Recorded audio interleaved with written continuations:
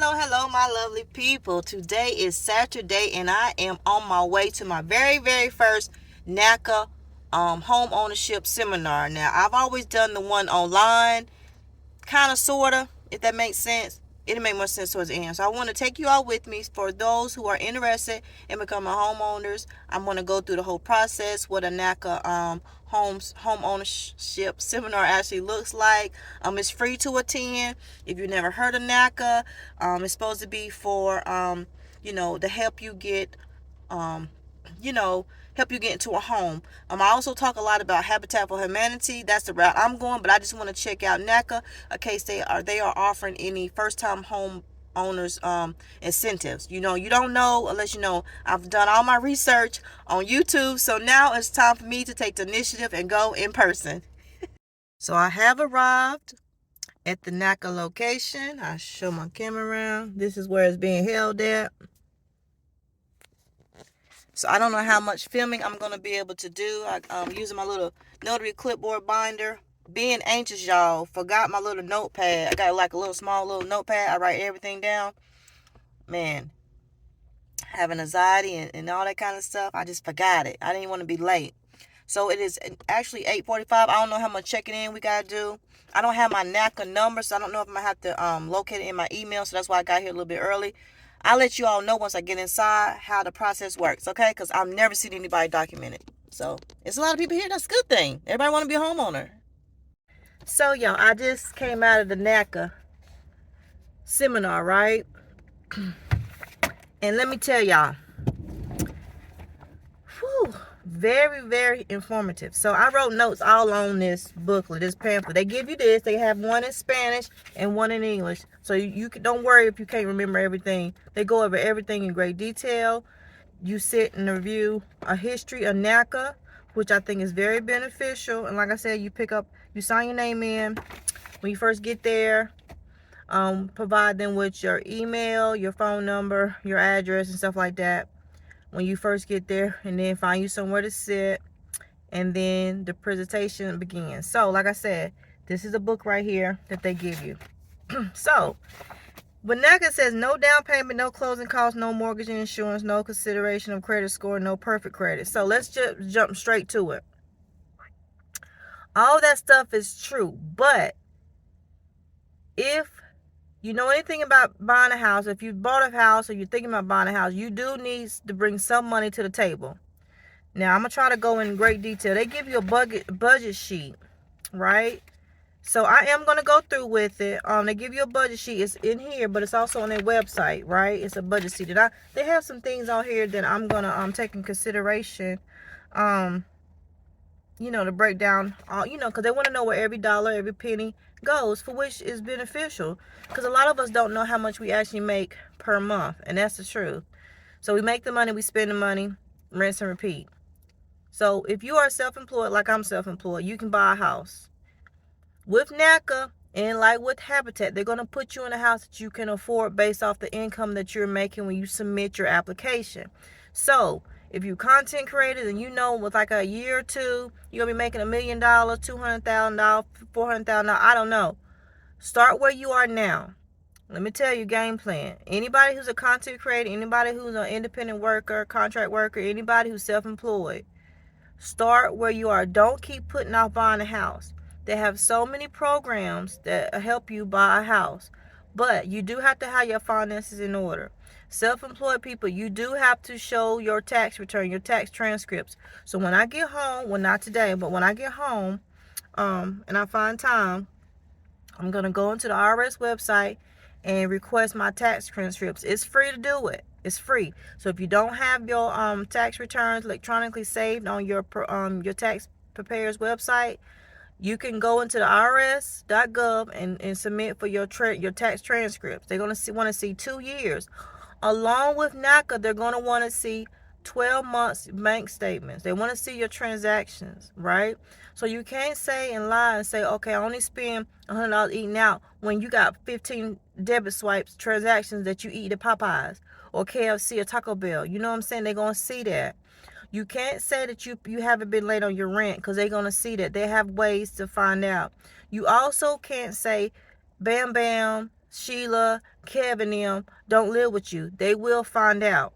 So you have to be very serious and very disciplined whenever you going to put forth the effort to purchase a house. But NACA is a great, great resource to tap into. Because I was a little skeptical too. Not hearing a lot on YouTube about it, I was hearing a lot of negative stuff about it.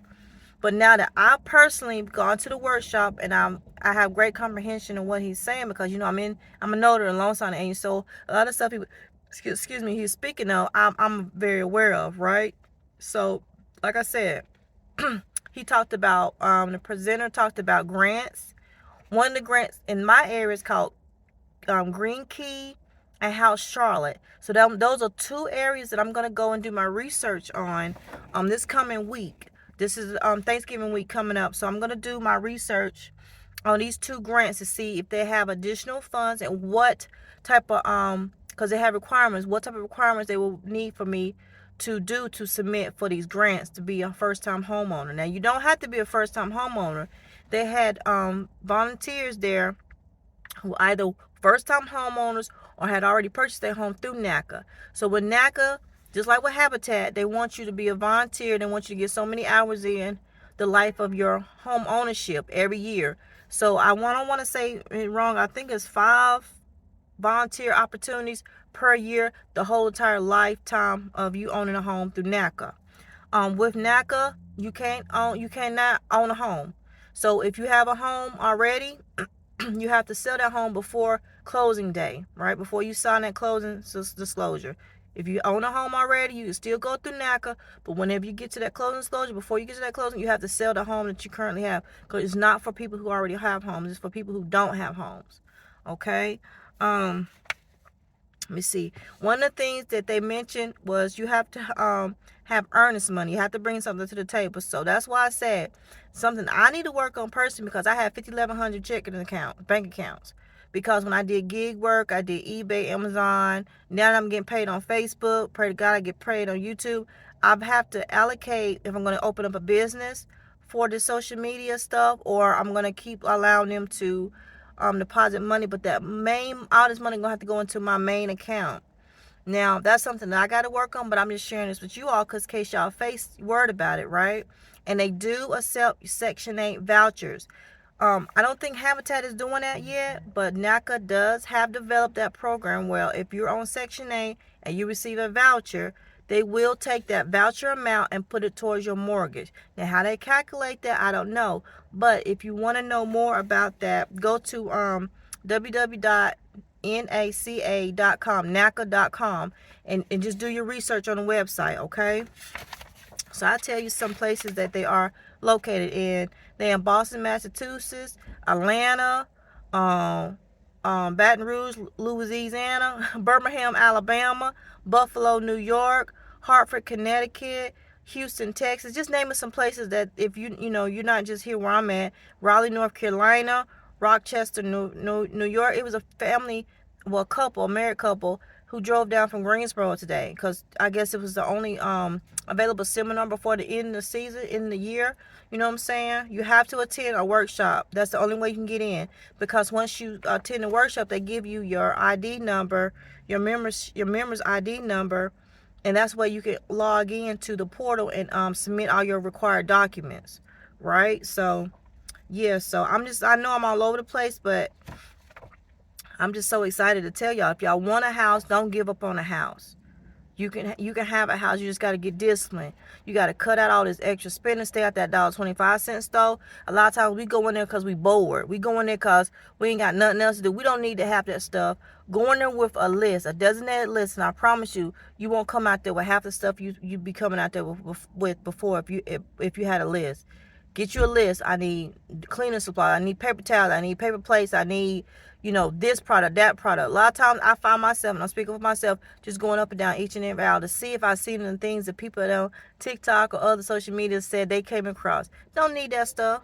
I just be wanting it. Like this lip gloss, this lip thing I got here. I didn't need it. It ain't even the shade I like, but I got it because it was $1.25 though. Y'all see that? I bought that. It ain't even the color I like. But it is smooth like Vaseline, though. I like that. But I ain't need this. $1.25 could be going towards my house. So if you start taking this thing serious, I'm like, darn, every time you spend $1, you think about, darn, that $1.25 could have went towards my house. Darn, that $5 at KFC could have went towards my house. You know what I'm saying? You'll start getting yourself mentally prepared to have a house, because when you have a house, if you like I like to do real estate. I like to, drive around, look at houses that need repair. You look at the house, like the house is in bad shape. Sometimes the roof is caving in, the porch. If you have a house, all that stuff falls back on you. So you need to get in the habit of budgeting your money. Not to say those people didn't have the money or what may be the case, but they might didn't have the money. Because think about it. If you had the money, you get it fixed, right? I'm just saying. So just think about that. If you really, really, really want a house, you're going to have to get this. You're going to have to cut out all the extra spending. You're just going to have to.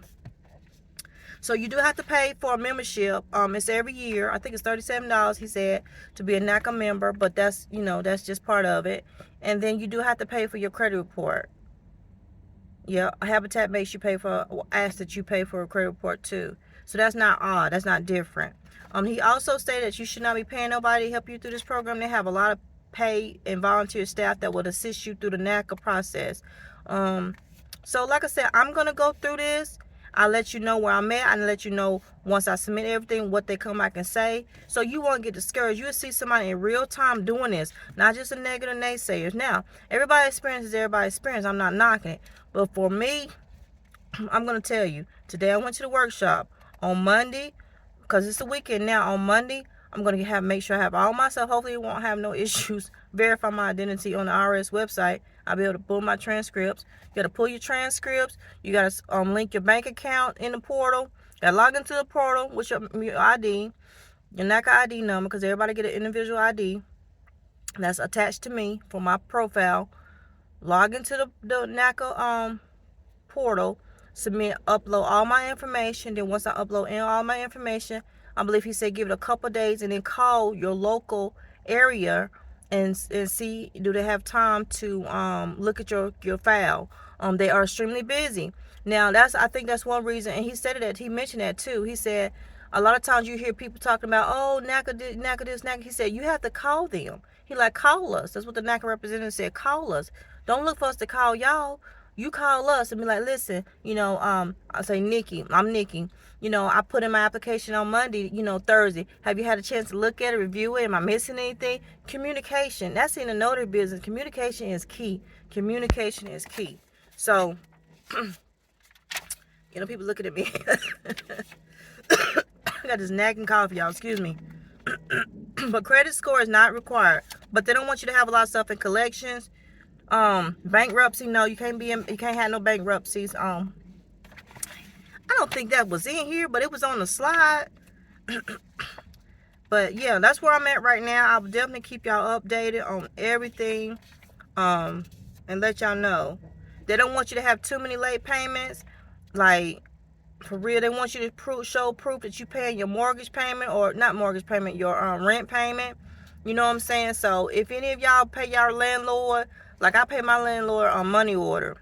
I don't know how in the world I'm going to come up with that information, because I pay with money, unless I normally keep them all in one place. I'm going to have to just dig for that. I have to get more organized. That's one thing, especially, trying to get a house. So might have to, for 2025, I'm going to have to just get like a little basket or a little envelope or whatnot, and just put all my money orders in there.